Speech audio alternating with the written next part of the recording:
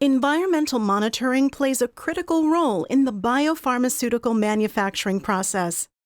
Within any biopharmaceutical manufacturing environment, contamination can have a significant impact on the process, the product, and ultimately the consumer.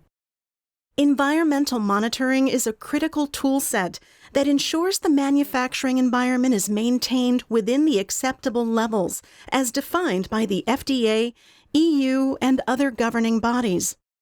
It ensures the product is manufactured in a safe and controlled space free of contaminants. In this course, we will describe environmental monitoring and discuss how environmental monitoring programs work to keep aseptic processing areas qualified for manufacturing processes.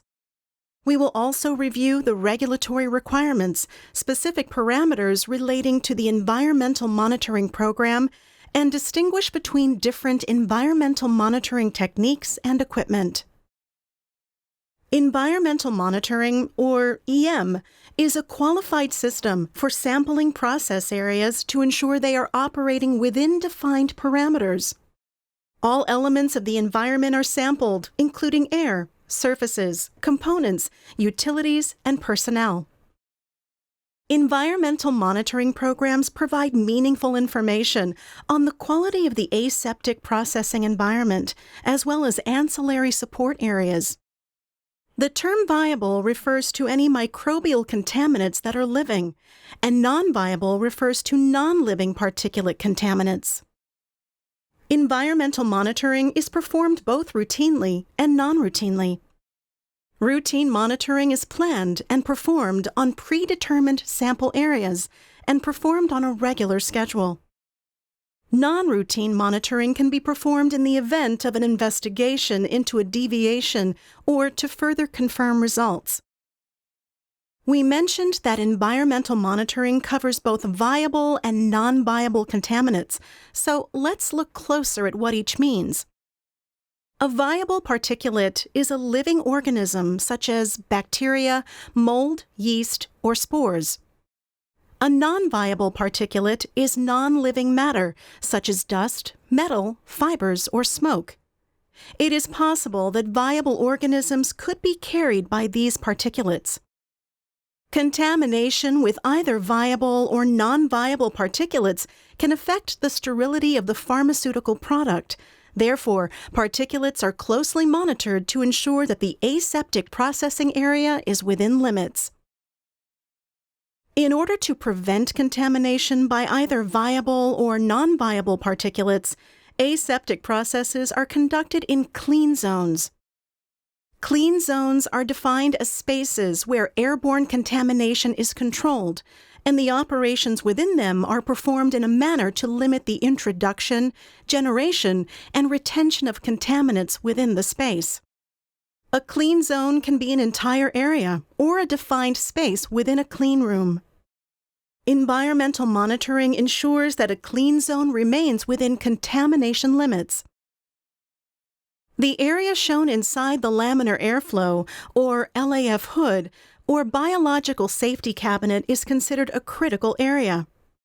The FDA defines a critical area as an area in which the sterilized drug product, containers, and closures are exposed to environmental conditions that must be designed to maintain product sterility.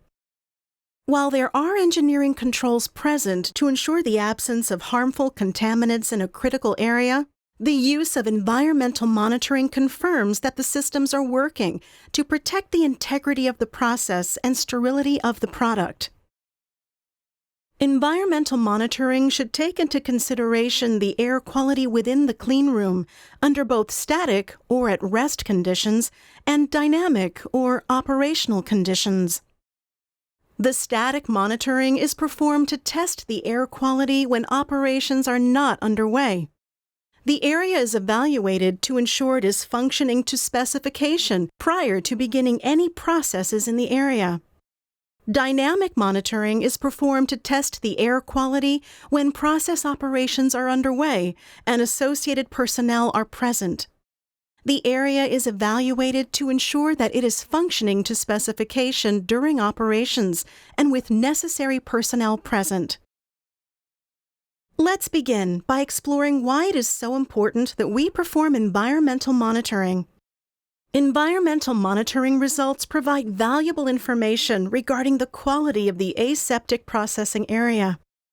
Data can be used to help identify potential routes of contamination and lead to the implementation of corrective actions before product contamination occurs.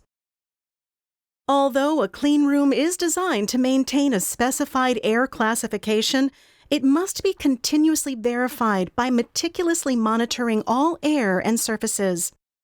Routine environmental monitoring is a critical aspect of documenting the state of control of the facility and is a legal and codified requirement. Regulatory requirements for environmental monitoring are defined in the U.S. Code of Federal Regulations in 21 CFR Part 211. Some of the requirements include control systems for operations to prevent contamination or mix-ups during aseptic processing, a system for monitoring environmental conditions, appropriate written procedures designed to prevent microbiological contamination of sterile drug products, and identification of any microbial contaminants to the species level, using the information to identify the contamination source and evaluate the risks. Another regulatory agency is the International Organization for Standardization, or ISO. ISO regulations regarding environmental monitoring state, the aseptic processing area shall be monitored for viable and particulate contamination with a defined, documented program that describes the routine particulate and microbiological monitoring of processing and manufacturing areas, and should include a corrective action plan when specified action levels are exceeded. ISO 14644-1 addresses clean room environments and defines 9 different classifications of clean rooms based on the allowable number of non-viable particulates. This table lists the ISO air particulate classifications for ISO 5 to ISO 9 classified areas. Each class indicates differences in the quantity of particles allowed per cubic meter of air. The FDA and EU are primarily concerned with particulates that are 0.5 micrometers and 5 micrometers and larger in size. ISO 5 is the cleanest grade of processing air, while ISO 9 is the least clean and therefore inappropriate for processing sterile drug products. The more critical a process is, the lower the number of particulates that are allowed. Please take a moment to review the allowable number of particulates in the air for each ISO classification of space. This table lists the European Union EU grade air particulate limits for areas classified as grades A to grade D. Grade A being the highest cleanliness and grade D being the least clean. The EU requires that measurements of air particulates be taken while in operation and at rest, and that the limits be defined for each clean room or suite of clean rooms. The EU particulate limits are also focused on 0.5 micron and 5 micron size particulates. Please take a moment to review the allowable number of particulates in the air for each grade classification of space. There are also limits to the number of viable particles or microbes in the air. This table outlines the allowable number of viable organisms per ISO classification. Air can be monitored both passively and actively. The cleaner the room, the lower the number of viable organisms are allowed in the sampled air. Passive air sampling is performed using an open auger plate exposed to the environment, allowing particles to passively fall out or settle on the surface of the auger. Active air monitoring refers to the type of sampling in which a measured volume of air is drawn into a chamber and forced across the surface of a growth-supporting solid or gel. In either case, the growth medium is incubated, then inspected for growth colonies. A colony-forming unit, or CFU, is a presumed single bacterium, fungal spore, or single yeast that develops into a colony after settling onto a nutrient agar plate. Please take a moment to review the allowable number of viable particles in the air for each ISO classification of space. This table outlines the allowable number of viable particles as per the EU air microbial regulations. This table outlines the active air, passive air, settle plates, surfaces, contact plate, and personnel, glove print sampling limits for each classification area. The results of viable sampling should not exceed the allowance for the specific classification of the area. Please take a moment to review the allowable number of viable particulates in the air for each grade classification of space. With the allowable particulate data in mind, what types of issues do you think could cause a room to lose control, exceeding the viable and non-viable particulate limits? We'll look at some of the most common reasons for clean rooms to lose control. A failure in the facility's HVAC system can cause the humidity and temperature in the aseptic processing area to exceed established parameters, causing personnel to sweat, subsequently leading to the shedding of skin and microbes into the environment.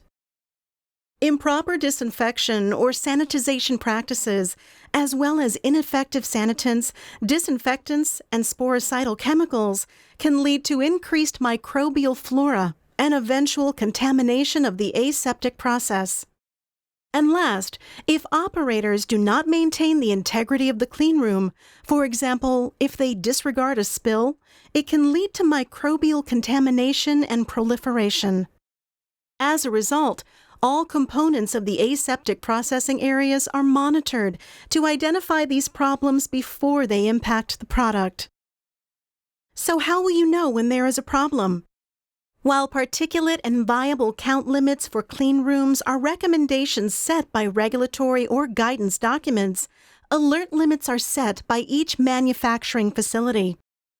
Alert limits should be defined by the operation and set to signal a potential drift from normal operating conditions, usually by observing an increase in particulates. Reaching an alert limit may not necessarily require stopping operation, but is often an indication that technicians should monitor a process more closely and perhaps investigate the event. An action limit is a level that signals a definite drift from normal operating conditions and indicates that areas are not under proper control for their intended uses. If particulates exceed action levels, it is an indication that contamination levels have also surpassed alert levels, and therefore requires a formal investigation. Following the investigation, corrective action and preventive action, or CAPA resolutions, must be implemented prior to resuming activities. Data collected from environmental monitoring should be trended over time and analyzed. Recognizing gradual drifts in the data can identify potential issues, even before alert or action limits are reached. Trending allows proactive risk mitigation before contamination of product occurs. We've seen that environmental monitoring programs are critical to protecting the integrity of the processing area. We also understand that having an EM program is required by law. So, what goes into creating an EM program? EM programs are specific and therefore will differ from one company compared to another.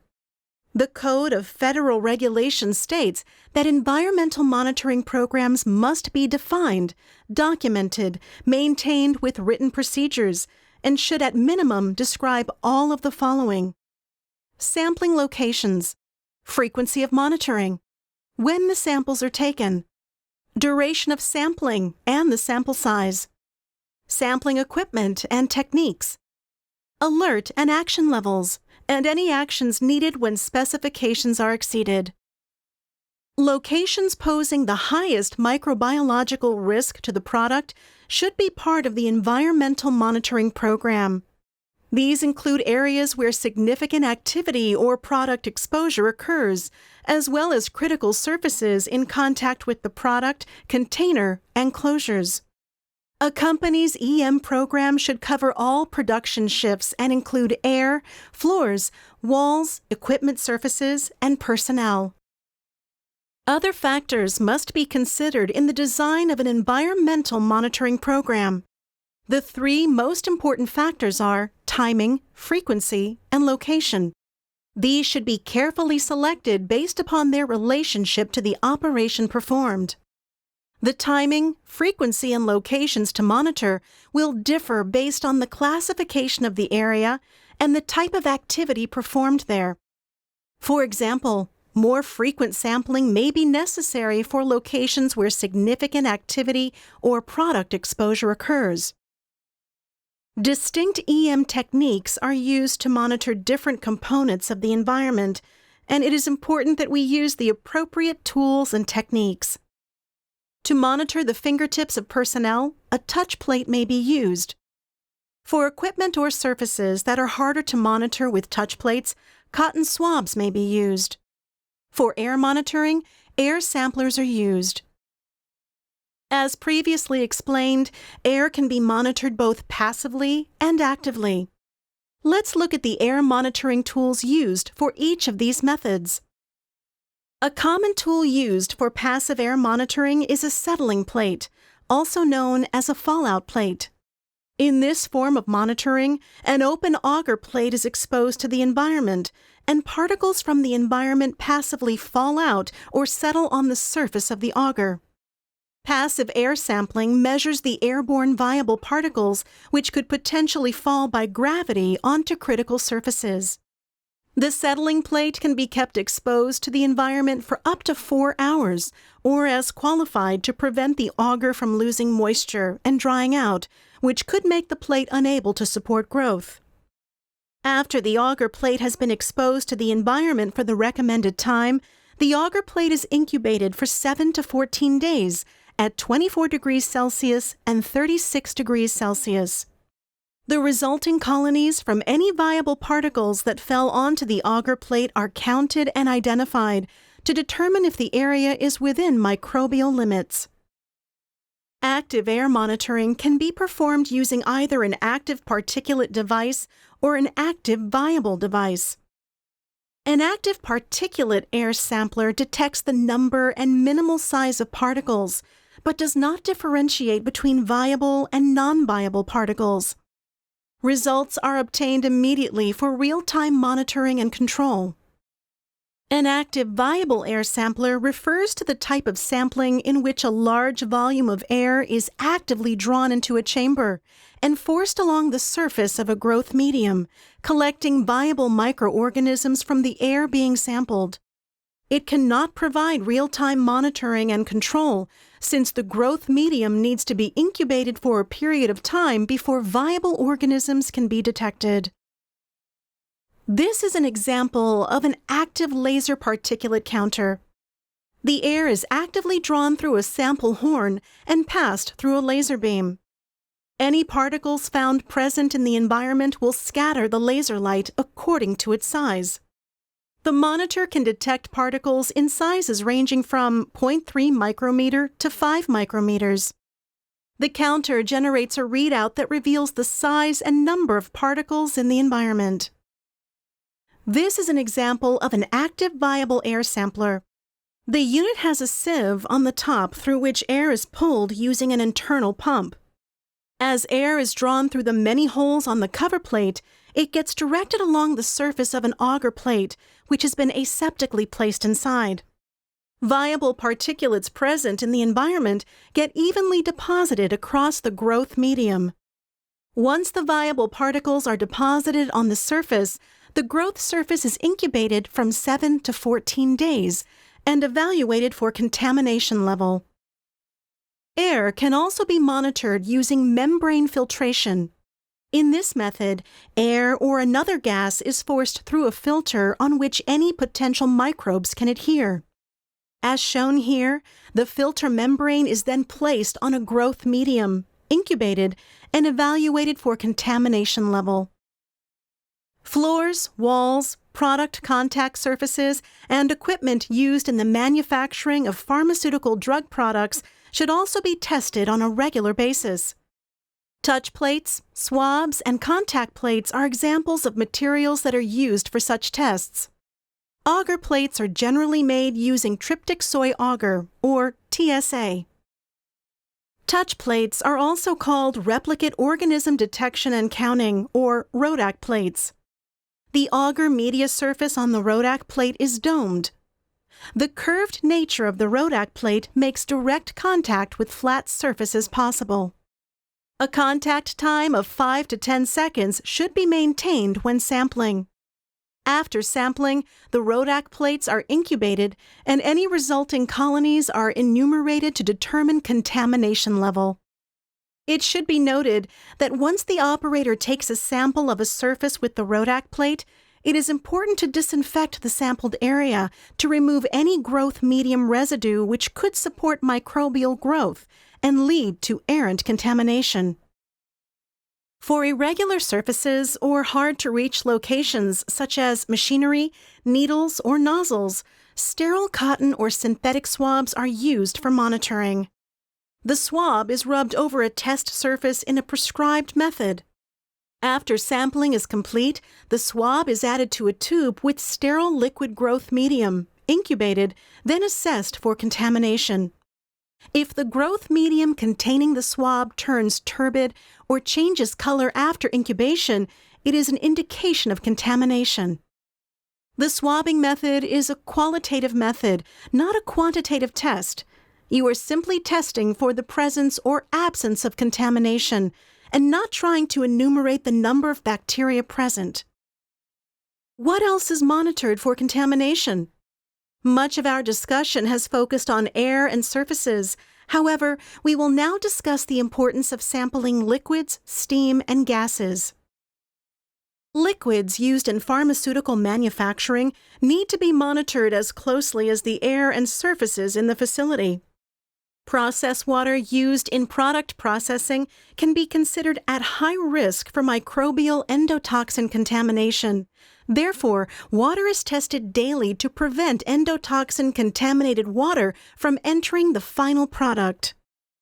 One method of liquid monitoring is by using membrane filtration, where the sample fluid is passed through a filter, thereby trapping and collecting microorganisms present in the liquid onto the surface of the filter membrane.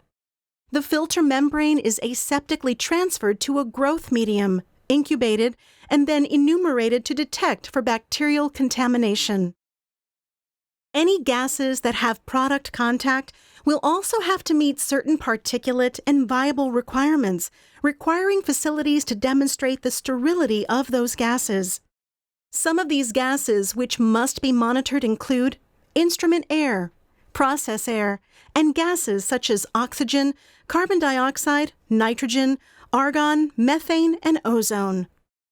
Product contact gases must be tested for total particulates, residual hydrocarbons, oils, and moisture, dew point. Compressed gases should be of similar or better quality than the clean room air where the gases are used. The gases must be tested to ensure they meet room specifications.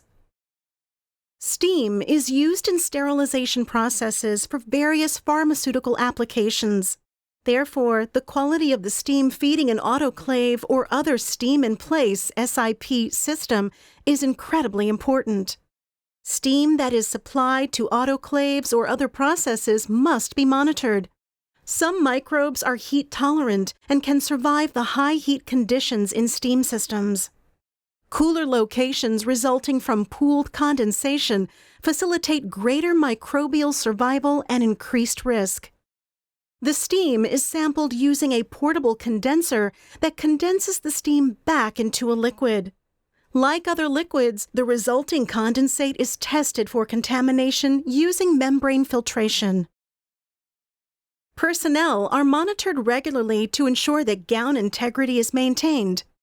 In many companies, operators are monitored after completing aseptic operations, but prior to leaving the clean room, as one of the last steps of the process. Several locations on personnel are monitored using an auger contact plate. Monitoring of gloved hands following an aseptic operation is required under both EU and ISO regulations. Other locations selected for personnel monitoring will vary between companies and can include locations such as the hood, arms, and torso. In summary, EM is a quality-driven program that determines the acceptability of air, surfaces, and personnel engaged in aseptic manufacturing according to established specifications, and also helps demonstrate that a facility is under a state of control. Environmental monitoring activities may be performed by manufacturing personnel or the quality unit, as long as there is independent oversight and conflicts of interest with the monitoring and reporting of results are minimized. Environmental monitoring covers a crucial set of tools, processes, and guidelines that help control, monitor, and ensure the manufacturing environment is maintained within acceptable production limits. The topics and concepts covered in this course are intended to provide a foundation for your coursework, your success in this industry, and most importantly, the safety and efficacy of the products you produce.